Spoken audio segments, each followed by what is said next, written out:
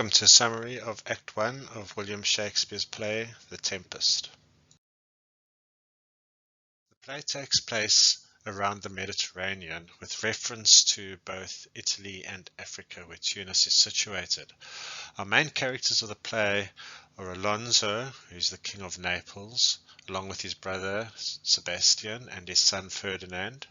We also have Prospero, who's the rightful Duke of Milan, Miranda, his daughter, and his brother Antonio, who's the usurping Duke of Milan. We also have from Naples Gonzalo, who's an honest counsellor, Trinculo, a jester, and Stefano, a drunken butler. Then on the island we have Caliban, who is a misshapen person who's forced to serve Prospero, and we have Ariel, who's an airy spirit. The play starts on board a ship which is returning to Italy after the wedding of Alonso, the King of Naples' daughter, in Tunisia, in Tunis. And also on board are Ferdinand, his son, Sebastian, his brother, Gonzalo, his counsellor, Antonio, who's the usurping Duke of Milan, and they get caught in a violent storm. Now, as the storm rages, the master of the ship, his boatswain, and other sailors are trying to control the ship, whilst the noblemen get in their way. The boatswain tells them, "What care these roarers for the name of king? To cabin, silence, trouble us not." It seems the ship is about to sink, and the sailors yell, "Mercy on us, we split, we split." Prospero's daughter, Miranda, meanwhile is upset, having watched the storm engulf the ship just offshore.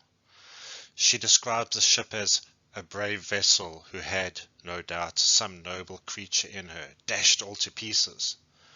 She asks her father, the sorcerer Prospero, to calm the storm if he can. Prospero reassures her, saying, "There's no harm done." He then tells her the story of how they ended up on the island. He explains, "Thy father was the Duke of Milan and a prince of power until his brother Antonio, thy false uncle, betrayed him."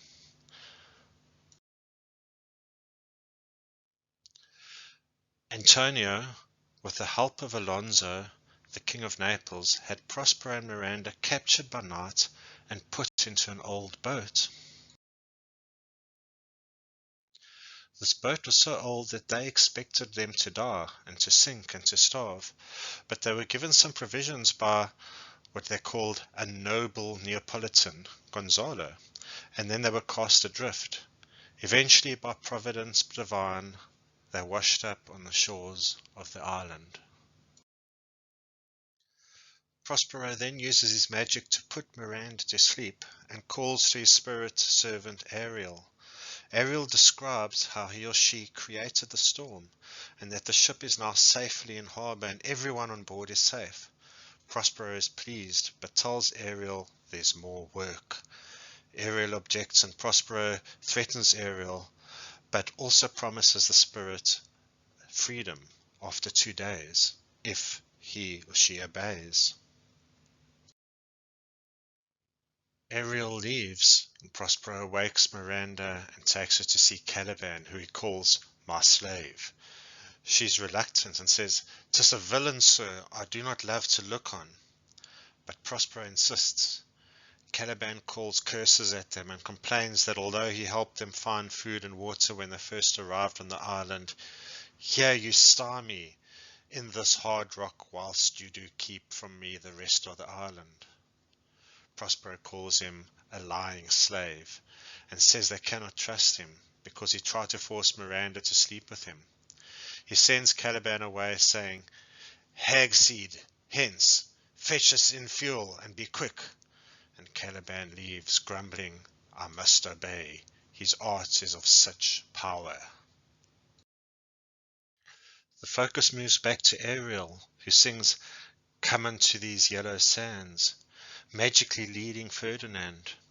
Ferdinand and Miranda fall in love at first sight, and it said at the first sight they have changed eyes. They fell in love straight away. Prospero pretends to be angry, telling the audience, I must uneasy make, lest too light winning make the prize light. He uses his magic to imprison Ferdinand, and Ferdinand submits to Prospero's powers, hoping, might I but through my prison once a day behold this maid, hoping that he can at least see Miranda once a day. Right, if you enjoyed the summary, please subscribe to this channel to receive more help with passing your IEB exams.